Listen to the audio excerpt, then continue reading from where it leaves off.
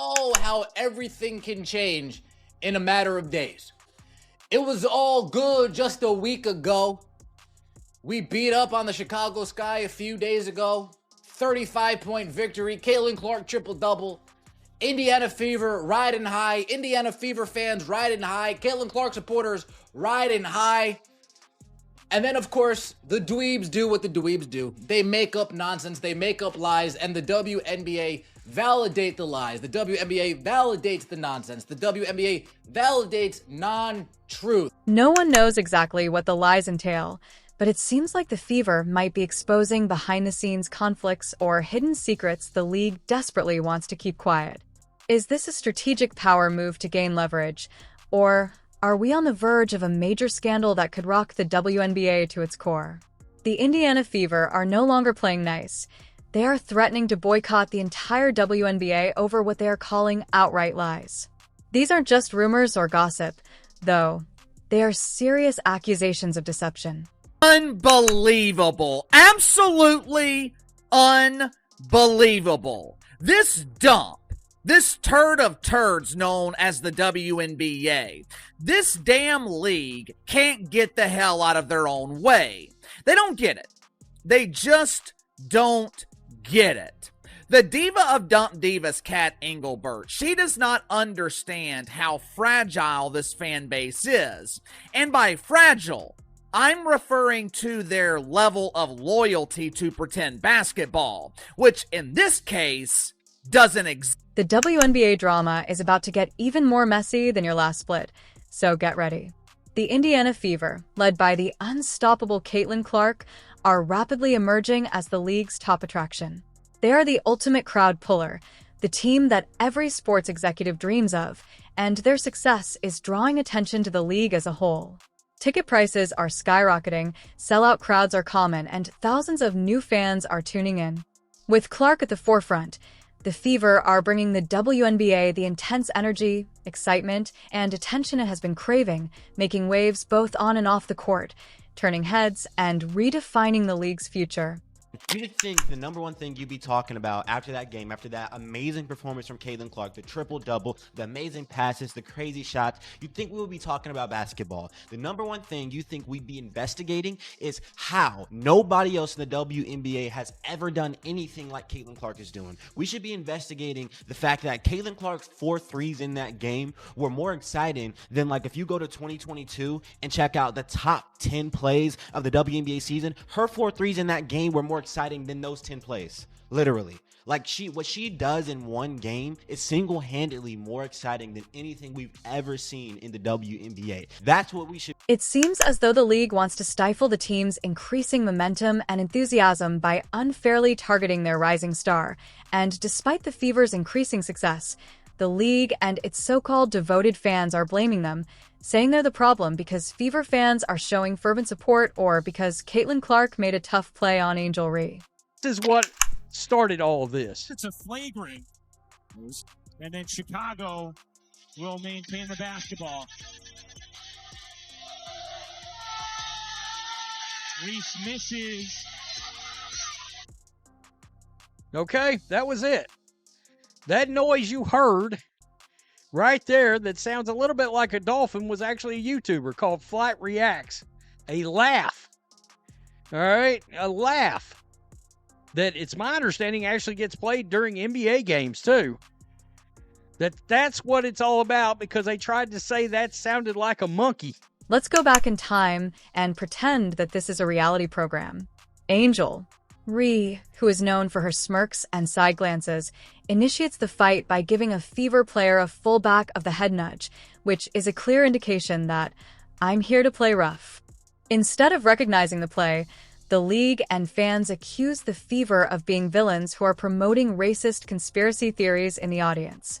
Caitlin Clark then answers with a fair, clean foul that complies fully with the game's regulations. The story is then skewed away from fair play as Angel is presented as the untouchable hero and martyr, while the original hostility is ignored or disregarded.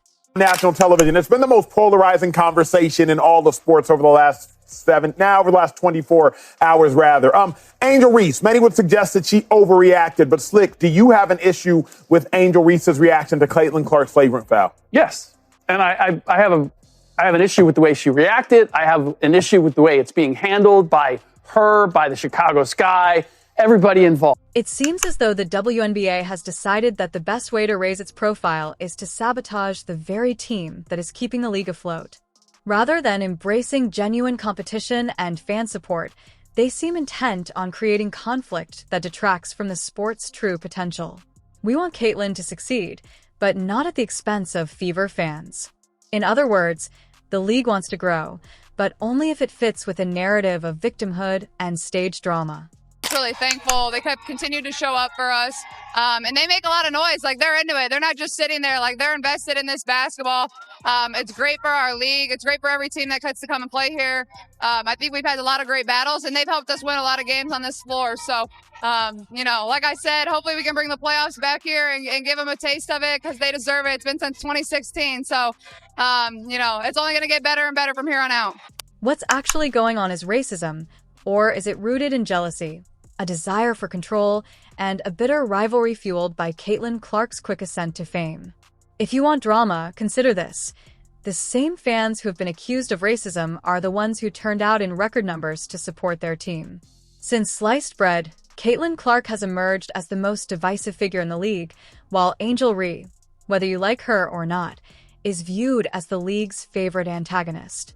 The Fever fans are being blamed for every ounce of tension that arises, but the truth is that without Caitlin Clark and the Fever, the WNBA might still be struggling to fill half-empty gyms with free ticket signs and awkward silence.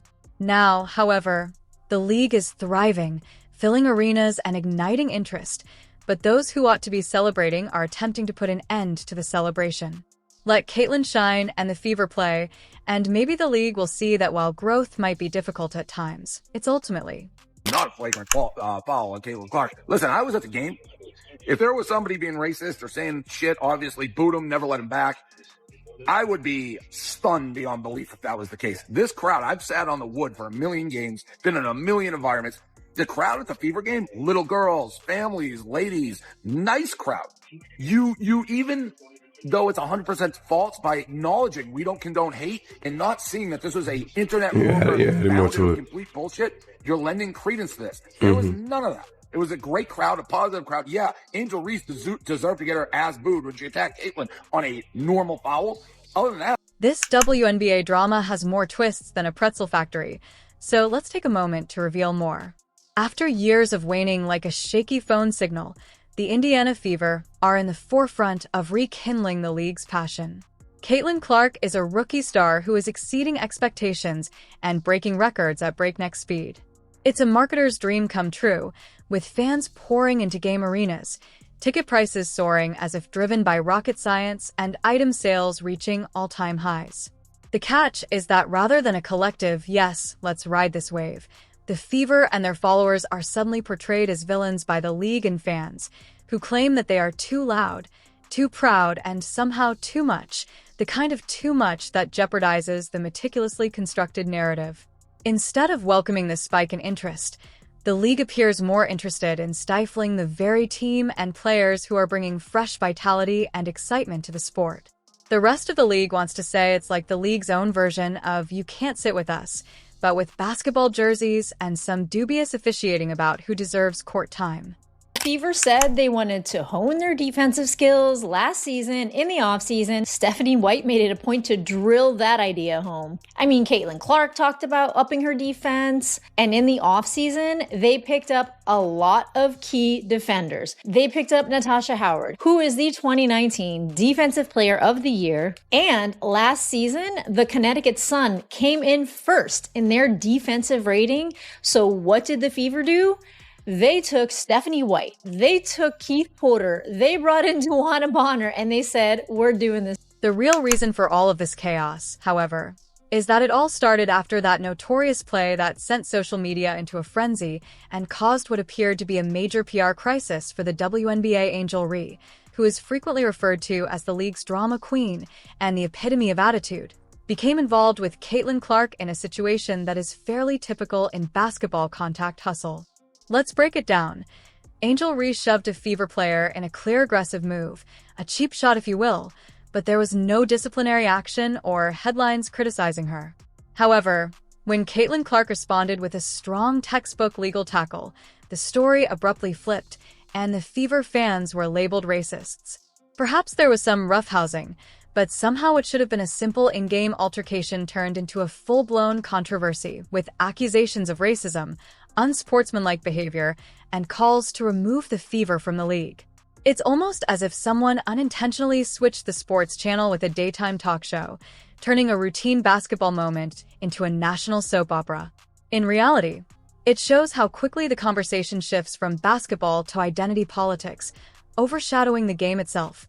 When the league raises concerns about fan behavior and media outlets go into a frenzy, turning the story into spectacle. Today, the WNBA is investigating alleged racial comments that were directed at WNBA player Angel Reese by fans yesterday at the Gainbridge Fieldhouse. Actually, that game was on Sunday. The Players Union says it supports, on Saturday rather. The Players Union says it supports the investigation and condemns all forms of hate and discrimination. However, this is where things become much more intricate. While other teams and their supporters appear to be more reserved, almost as if they are observing from the sidelines, the Fever are the reason arenas are crowded and humming with energy once more. It seems like the loudest, most fervent partygoers are being blamed for making the event exciting for other teams, so you have to question why there is such a sudden focus on problems with Fever fans when they are the ones attending in large numbers. In addition to Caitlin Clark's influence on the sport, fans continue to be silent. Their seats are empty, their merchandise is unopened, and she is more than just a gifted rookie. In a league where veterans were supposed to rule, she is taking center stage, changing the narrative, and ensuring that everyone knows she is here to stay. It seems as though the league has forgotten that competition should advance the sport rather than hold it hostage, with trivial grievances and needless drama. Instead of embracing this new energy, some are attempting to stifle the very team and player igniting the league's renewed excitement. Clark is selling out arenas, shattering viewership records, and creating buzz that is impossible to ignore. But instead of celebrating her rise, she and the Fever face resistance motivated by jealousy, territorialism, and a hint of bitterness.